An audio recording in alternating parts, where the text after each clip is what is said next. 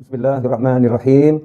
Alhamdulillahirabbil alamin. Allahumma shalli wa sallim ala sayyidina Muhammadin miftahi babi rahmatillah adada ma fi ilmillah salatan wa salaman daimaini bidawami mulkillah wa ala alihi wa sahbihi. Assalamualaikum warahmatullahi wabarakatuh. Teman-teman semuanya, kaum muslimin dan muslimat dimanapun berada, alhamdulillah kita berada di tahun baru 1442 Hijriah. Di hari pertama bulan Muharram, mudah-mudahan kita semua bisa menjadi seperti bayi yang baru lahir. Ya, bayi yang baru lahir seperti kertas putih yang belum ada coret-coretannya. Maksudnya apa? Tidak punya dosa, tidak punya salah karena sudah diampuni, dimaafkan oleh Allah Subhanahu wa taala. Amin Allahumma amin. Yang lewat biarlah sudah lewat. Yang sekarang, yuk kita isi dengan kebaikan, dinikmati. Yang akan datang, itu misteri, kita nggak pernah tahu, bisa sampai atau tidak, maka pasang niat yang baik-baik. Ya, pasang harapan yang besar. Itulah cara melangkah setiap hamba Allah Ta'ala dalam mengarungi samudera kehidupan. Jadi orang hidup itu, dikatakan oleh para ulama, as-sufi ibnu waqtih. Yang namanya sufi, orang yang selalu mengolah hatinya dengan menghias lahirnya dengan berbagai kebaikan, menghias lahirnya dengan perintah-perintah Allah Ta'ala dan dijauhkan dari larangan Allah Ta'ala, menghias hatinya dengan keindahan-keindahan dan membersihkannya dari segala kotoran.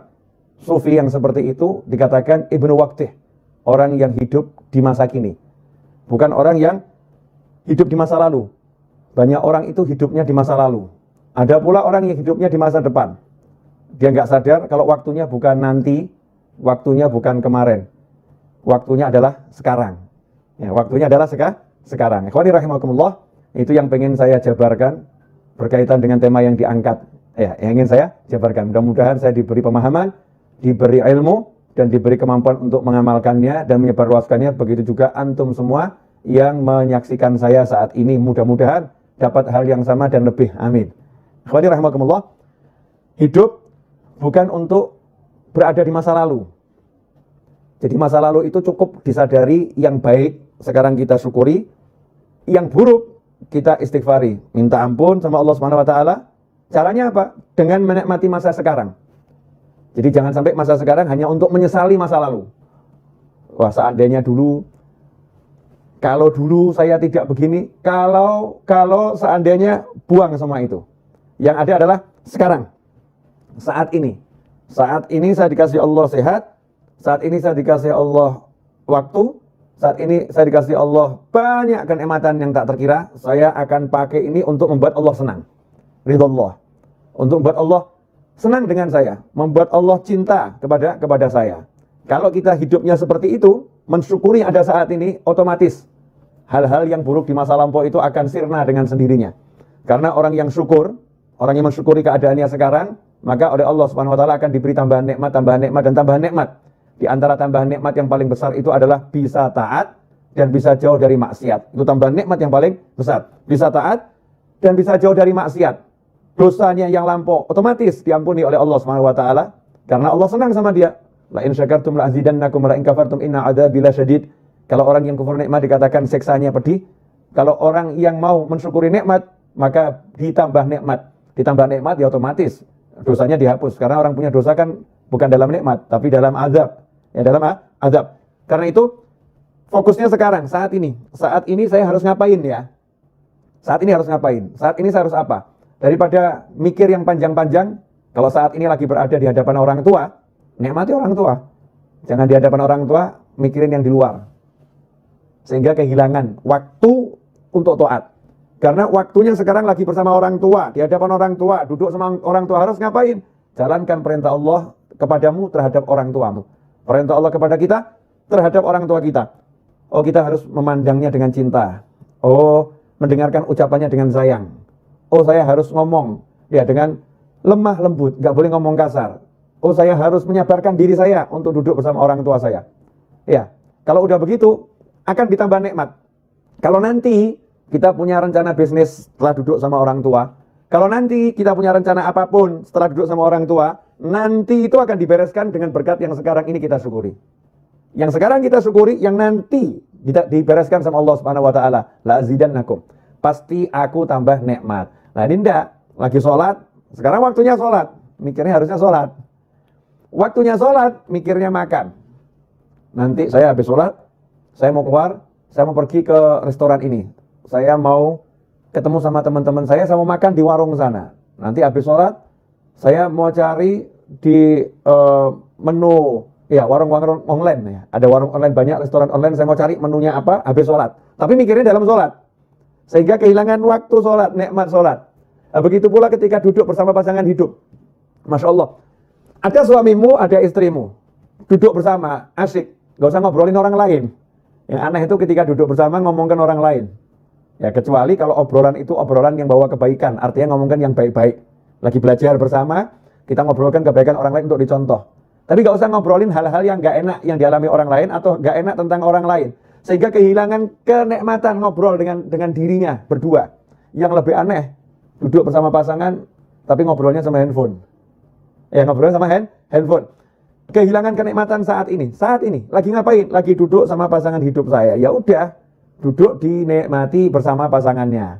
Caranya bagaimana? Ajak ngobrol tentang ilmunya Allah Subhanahu wa taala. Ya, ajak ngobrol tentang bagaimana sholat, ajak ngobrol tentang bagaimana zikir. Bukan ngobrol yang enggak ada manfaatnya, menyesali masa lampau. Wah, kemarin itu ya, seandainya saya jadi transaksi, saya akan dapat duit banyak. Oh, enggak jadi kok dibahas. Ya, enggak jadi kok dibahas. Wah, seandainya kemarin itu kita beli rumahnya, kita akan untung sekian. Oh, enggak dibeli kok dibahas. Enggak dibeli kok dibahas. Jadi hidupnya di masa lampau, duduk bersama pasangannya bukan ngobrolkan akhirat, yang diobrolkan al-fulus wal duit, dinar wa dirham. Yang diobrolkan cuma uang dan uang dan uang, ad-dunya wa dunya wa dunya. Sehingga enggak ada kenikmatan. Dalam obrolan itu bahkan susah rahmat mau turun. Rahmat mau turun itu susah karena obrolannya bukan dalam taat pada Allah Subhanahu wa taala. Coba kalau duduknya itu ngobrol tentang ketaatan. Masya Allah. Nikmat. Contoh tentang ketaatan, bab masakan itu ketaatan loh. Suami sama istri duduk, makan sayur asem. Suaminya ngomong, enak bener nih sayur asemnya nih. Ini kan lagi ngomentari makanannya istri, ya, bersama istri, di meja makan, atau di tempat makan. Enak bener ini, Masya Allah. Seger badan jadinya rasanya. Istrinya jawab, ini mas bisa aja. Padahal ini gak enak nih pasti ini. Nyindir-nyindir ini. Enggak, ini enak bener ini.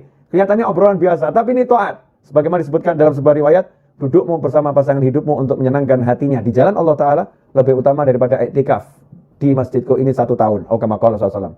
Dirawat seperti itu. Itu nikmat. Kemudian yang lebih menyedihkan lagi, waktunya sekarang untuk melamunkan masa depan. Melamunkan. Nanti kalau rumah itu laku, saya mau beli mobil. Nanti kalau tanah yang di sana laku, saya mau beli rumah. Nanti. Sementara dia sekarang nggak mau kerja. Jadi sekarang ini hidupnya cuma nganggur, nggak mau bergerak. Nah, ini kasihan nih. Ini namanya bukan punya cita-cita. Itu namanya melamun dalam syariat. Jadi cita-cita sama melamun itu beda. Ya, dikatakan kalau yang cita-cita itu bagus, tapi kalau melamun itu dari syaitan. Kalau melamun itu dari setan. Apa bedanya orang melamun sama cita-cita? Kalau orang punya cita-cita, nanti kalau rumah itu laku, saya mau beli mobil. Ya. Kalau sekedar begitu namanya ngelamun. Kalau cita-cita dia enggak pakai ngomong kalau nanti rumah itu laku. Waktunya sekarang langsung dipakai untuk jual rumah. Iklan sana, iklan sini, telepon sana, telepon sini. Ini rumah saya jual, banting harga, diskon 200%. Masya Allah. Ya. Apanya yang 200% kan belum dijelaskan, kasih bintang kecil 1. Ini biasanya teknik iklan nih. Bintang kecil. Pak, ini maksudnya diskon 200% apa nih? Ya, 200% itu maksudnya begini, biaya ini saya hapuskan semua. Hilang biayanya itu. Nih, buat orang mau telepon, teknik periklanan dipelajari. Kemudian dia mulai ambil tasbihnya. Dia baca sholawat sebanyak mungkin, tawassul dengan sholawatnya. Mudah-mudahan ada pembeli yang datang. Nah, ini namanya kalau rumah itu nanti laku, saya mau beli mobil. Misal begitu. Kalau tanah yang di sana laku, saya akan hajikan Bapak. Masya Allah. Itu bagus, tapi ngelamun. Ya, melamun jelek. Cita-cita bagaimana? Kalau rumah itu laku, tanah di sana laku, saya akan hajikan Bapak. Langsung mana KTP-nya? Mau daftar tidak butuh biaya kok. Mana KTP-nya? Diurus semuanya, udah bergerak nih ngurus. Kemudian mulai proses menjual di sana. Itu namanya bukan duduk melamun. Tapi orang punya cita-cita. Itulah niat. Ya, makanya setelah hijrah, setelah Fathul Makkah, la hijrata ba'dal fathi. Setelah Fathul Makkah tidak ada lagi yang namanya hijrah. Dalam arti pindahnya dari Makkah ke Madinah. Walakin jihadun wa niyah. Yang ada adalah kesungguhan dalam berjuang dan niat yang baik. Nah, niat itu apa? Qasdu syai' muqtarinun bi fi'lih. Niat itu punya satu cita-cita yang segera diiringi perbuatan. Qasdu syai' muqtarinun bi fi'lih. Punya cita-cita, punya harapan, langsung ada aksi. Itu namanya niat. Kalau nggak ada aksi namanya malah melamun. Nah, di tahun yang baru ini jangan kita jadi orang yang sibuk melamun. Tapi jadilah orang yang sibuk beraksi. Jadilah orang yang sibuk mewujudkan cita-cita. Ya, cita-citanya mulai diwujudkan dengan apapun yang bisa, sebisanya. Karena itu tadi dalam profile picture saya dikatakan hidup bukan untuk dipikiri. Ya, bukan cuma mikiri hidup kok seperti ini ya, punya suami kok kayak gitu ya, punya istri kok seperti itu ya. Nggak nyelesain masalah. Ngomongkan yang nggak enak itu membuat semakin tidak enak. Memperbincangkan yang jelek membuat semakin jelek. Ya, memperbincangkan yang negatif menjadi energi yang negatif. Ngomong yang baik-baik maka menjadi yang baik. Ini yang ngomong bukan saya, yang ngomong Nabi Muhammad SAW. Man kana yu'minu billahi wal yawmil akhir fal yaqul khairan au liyasmut. Barang siapa iman, percaya, man kana yu'minu billahi wal yawmil akhir, kepada Allah dan hari akhir, fal yaqul khairan, hendaknya dia ngomong yang baik. Ngomong yang baik. Kalau tidak bisa, diam saja. Bahkan sampai komentari makanan yang enggak enak itu enggak boleh. Kalau suka makan, ya. Kalau suka makan, kalau enak itu dikomentari yang positif. Kalau enggak enak, diam, enggak usah dimakan. Nah, diam jangan dikomentari. Karena mengomentari makanan yang enggak enak itu enggak boleh. Ya, mencela makanan itu enggak boleh. Tapi Habib, saya pengen ini masakannya jadi enak. Ini makanannya enggak enak. Gimana cara komentarinya? Ya, komentari yang cerdas, yang sesuai syariat. Caranya gimana? Makanan ini enaknya luar biasa. Kalau garamnya dinaikkan sedikit. Ya, garamnya tambah sedikit, enaknya luar biasa. Positif. Bukan hal yang negatif. Itu yang diajarkan Nabi Muhammad SAW. Rasul nggak suka kita ngomong yang negatif, ngomong yang jelek-jelek, ngomong yang buruk-buruk. Ngomong yang buruk mendatangkan keburukan. Ngomong yang jelek mendatangkan kejelekan. Suasananya nggak enak. Ruhaniyahnya nggak enak. Karena itu ikhwani rahimakumullah, hidup bukan untuk dipikiri. Mikirin yang kemarin-kemarin apalagi Masya Allah. Kemarin saya kok, sholat subuhnya terlambat ya. Dulu ya sholat subuhnya terlambat. Mikirin doang. Mikirin tok. Ya, nggak ada manfaatnya. Bukan begitu caranya. Caranya apa? Cukup dengan satu kalimat dalam hati, kemarin saya banyak dosa, sekarang saya mau banyak taat. Selesai. Jadi bukan waktunya habis untuk mikir, kemarin kok sholat subuh begini ya, kemarin ya sholat zuhurnya begini ya, kemarin mikir aja. Waktunya mikir yang tadi itu, kalau udah untuk aksi, Masya Allah. Langsung dia banyak sholat sunnahnya. Ditanya sama orang, kenapa kamu banyak sholat sunnah? Wah, sholat saya yang dulu-dulu tidak beres nih. Ini sunnahnya buat nambah ini. Kemudian dia qadha sholatnya. Qadha, kenapa kamu qadha sholatmu? Wah, dulu saya sering subuh nggak sholat ini, sekarang saya mau qadha sekarang ini. Saya mau qadha sekarang. Jadi bukan hidup dalam lamunan, tapi hidup dalam aksi. Kalau udah hidup kita dalam aksi ketaatan, maka hidup itu akan penuh dengan kenikmatan. Kalau hidup dalam aksi ketaatan, maka hidupnya akan penuh dalam kenikmatan. Karena itu para ulama mengatakan nikmat yang kami rasakan dalam hati ini, nikmat yang kami rasakan dalam hati. Kalau para bisnismen, para raja, para penguasa mengerti nikmat yang kami rasakan, mereka akan berjuang untuk merebutnya dari kami dengan apapun yang bisa mereka lakukan. Kalau tahu, ya, mereka akan merebutnya dengan apapun yang bisa mereka lakukan. Ya, tapi karena mereka nggak tahu, dan toh kalau tahu juga nggak bisa. Kenapa? Tempatnya di hati. Gimana mau merebut hati? Susah. Yang di hati mau diambil tuh susah, nggak bisa. Bisanya dengan cara melakukan hal yang sama. Kalau merasakan nikmat yang dimiliki oleh para aulia usholihin, nikmat yang dimiliki orang-orang soleh, ya tiru aja yang dilakukan orang-orang soleh. Nikmati apa yang dinikmati orang-orang soleh. Orang soleh nikmatnya duduk berzikir, tiru duduk berzikir. Orang soleh nikmatnya duduk baca Al-Quran, tiru duduk baca Al-Quran. Orang soleh nikmatnya duduk cari ilmu, tiru duduk cari ilmu. Orang soleh nikmatnya bersedekah, tiru ya hidup bersedekah. Orang soleh nikmatnya membantu orang lain, tiru bantu orang lain. Dan seterusnya dan seterusnya. Nanti Allah Ta'ala akan memberi kita rasa nikmat seperti beliau-beliau. Dan ketika kita mencontoh pun udah ada nikmatnya. Naik kadarnya, dan terus akan semakin besar. Ikhwani rahimakumullah. Tentunya dalam menjalani hidup itu bukan untuk dipikiri tapi dijalani, bukan berarti kemudian mulus. Dalam menjalani hidup, namanya juga manusia. Menjalani hidup pasti ada musuh. Nggak mungkin nggak punya musuh. Lantas siapa musuhnya? Jangan salah. Jangan menganggap manusia itu musuh. Karena manusia itu semuanya bersaudara. semuanya kalau ditanya, kamu anak cucu siapa? Kami Bani Adam, anak cucu Adam. Semuanya saudara. Ya, manusia itu semuanya bersaudara. Memang tingkat persaudaraannya beda-beda. Tapi pada aslinya semua manusia bersaudara. Musuhnya manusia itu adalah siapa? Ya, wahfadzil qalba an yulima bihi syaitan wan nafsu wal hawa wad daniyah. Pertama setan, kedua nafsu, yang ketiga hawa alias ego, yang keempat daniyah, dunia. Itu musuhnya manusia. Setan, nafsu, hawa, dunia. Setan jelas nggak kelihatan. Kadang-kadang setannya juga menjelma jadi manusia, betul-betul menjelma jadi manusia.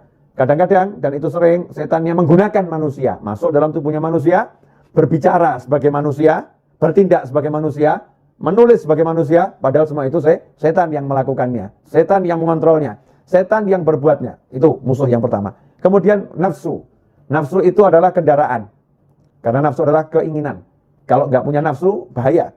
Nggak punya nafsu makan, nggak punya nafsu minum, nggak punya nafsu hidup, repot tuh. Jadinya putus asa. Nafsu itu untuk dikendalikan. Dia kendaraan, dikendalikan. Kalau nafsu dituruti, jadi musuh. Makan, pengen makan. Makan terus, jadi musuh, jadi penyakit. Ya. Kemudian nafsu-nafsu yang lain. Kalau diturutin, jadi maksiat. Naudzubillah min dzalik. Makanya dikendalikan. Hawa. Wah, ini hawa ini kendaraan iblis terbesar. Karena sifatnya sifat turunan iblis. Apa itu? Ego. Tidak mau dikalahkan. Ya, hawa itu ego. Tidak mau dikalahkan. Maunya menang sendiri. Itu ego. Nah, makanya iblis dilaknat karena dia punya ego yang besar. Disuruh sujud kepada Nabi Adam AS, iblis tidak mau. Karena itu iblis diusir dari rahmatnya Allah Ta'ala. Dibuang dari rahmatnya Allah Ta'ala. Nggak dapat rahmatnya Allah Ta'ala. Karena itu dikatakan iblis dilaknat. Kenapa? Karena dengan egonya dia nggak mau sujud, dia sombong kepada Allah Subhanahu Wa Ta'ala. Sombongnya itu dengan tidak mau menjalankan perintah Allah untuk sujud kepada Nabi Adam AS. Ini ego. Nah, kalau kita jadi muslim jangan dikendalikan ego. Nggak mau dikalahkan. Jadikan ego kita itu ego yang baik. Ya, saya kalau baca Al-Quran nggak mau ada yang mengalahkan saya ini. Saya mau paling hebat sendiri baca Al-Qurannya. Tapi kalau ada yang mengalahkan, senang. Alhamdulillah ya. Ternyata dia lebih hebat dari saya. Jangan sampai egonya ego yang negatif. Nggak mau dikalahkan. Misal, biasa ngurusin masjid. Masjid sebelah kok dengar ngundang ustadznya ustadz nasional yang jamaahnya banyak. Masjid kita ngundang ustadz itu, ustadznya nggak mau datang. Egonya muncul, nggak mau dikalahkan. Buat segala macam cara. Kalau di tempat saya nggak bisa, di tempat dia juga harus nggak bisa.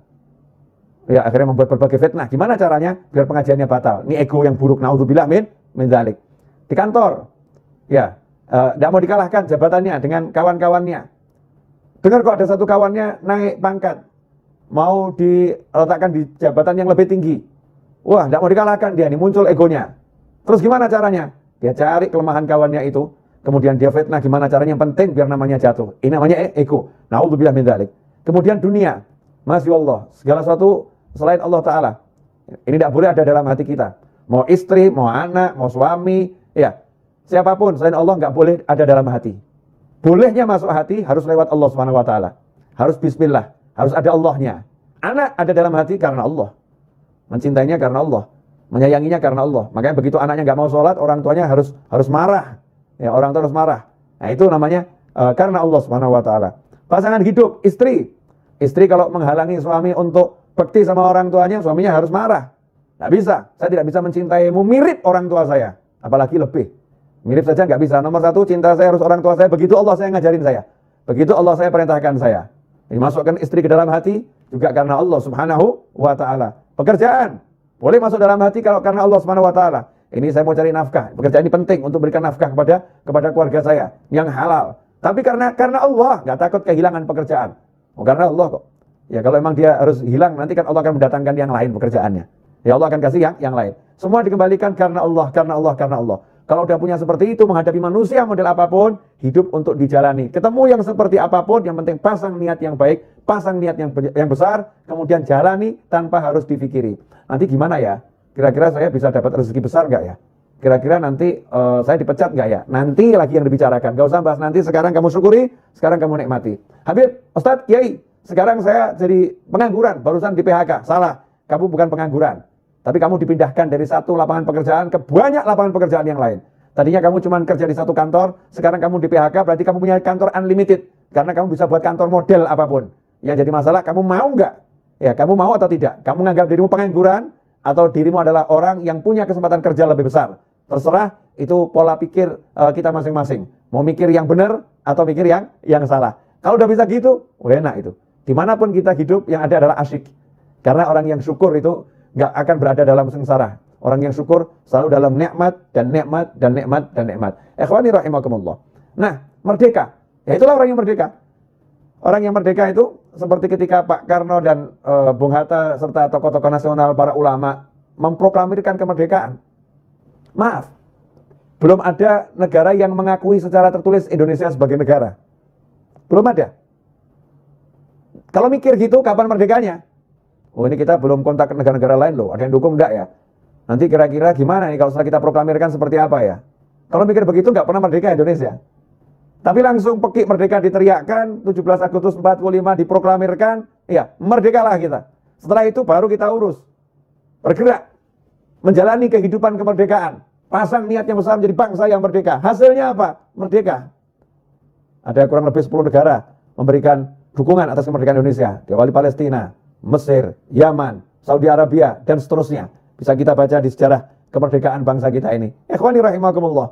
Ya, itulah cara berpikir orang yang sudah mengerti. Ya, sudah mengerti bahwasanya hidup itu untuk dijalani bukan dipikiri, tentu dengan niat-niat yang baik. Nah, kemerdekaan ini pada hakikatnya adalah bebas dari penjajahan. Sementara saat ini kita sebagai pribadi manusia, kita sendiri nggak bebas dari penjajahan nafsu. Masya Allah. Penjajahan nafsu, misal nafsu merokok. Nafsu merokok.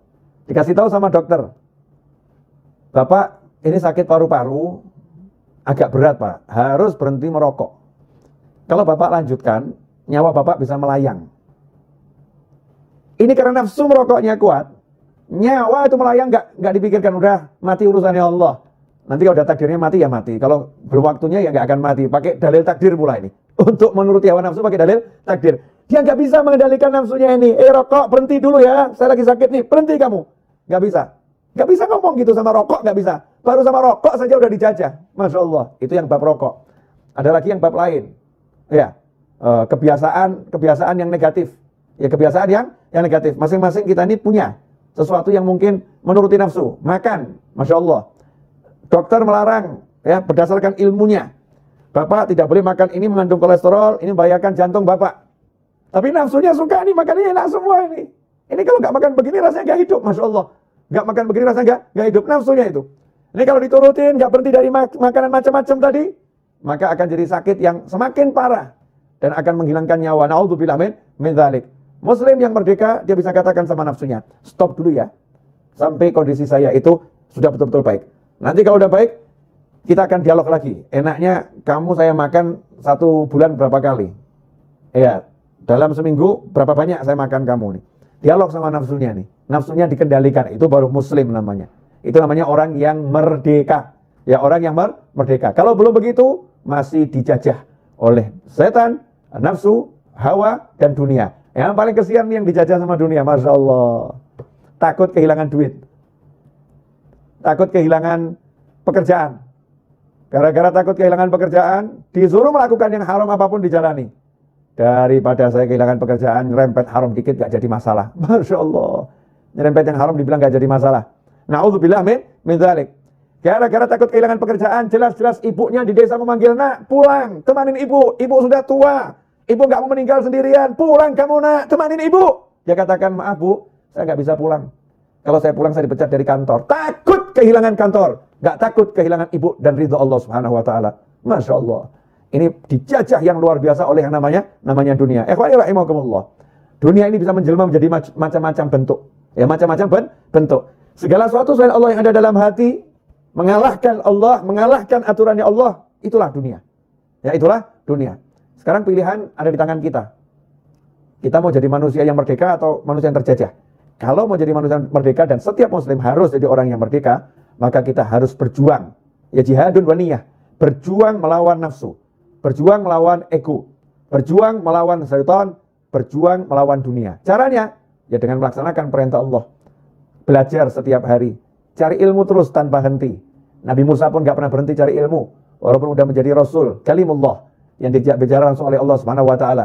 Nabi Muhammad SAW tidak pernah berhenti minta tambahan ilmu. Walaupun ilmu beliau adalah ilmu langsung dari Allah Subhanahu wa taala. Ya, yang Allah katakan diwahyukan. Kalau bicara Rasulullah semuanya itu wahyu ada dalam hati Nabi Muhammad sallallahu alaihi wasallam. Rasul masih suruh minta terus sama Allah, wa qur rabbi zidni ilma. Ya Allah, berilah aku tambahan ilmu. Ikhwani rahimakumullah, karena itu dalam mengisi kemerdekaan dan mengisi sisa-sisa waktu yang kita miliki dalam perjalanan hidup sampai nanti akhir usia, maka tidak ada yang lebih baik daripada mengisinya dengan ilmu dan amal soleh. Ilmu dan amal soleh. Insya Allah kalau begitu, hidup kita akan penuh dengan ketenangan, kenyamanan, dan kebahagiaan. Jazakumullah khairan. Ini yang bisa saya sampaikan.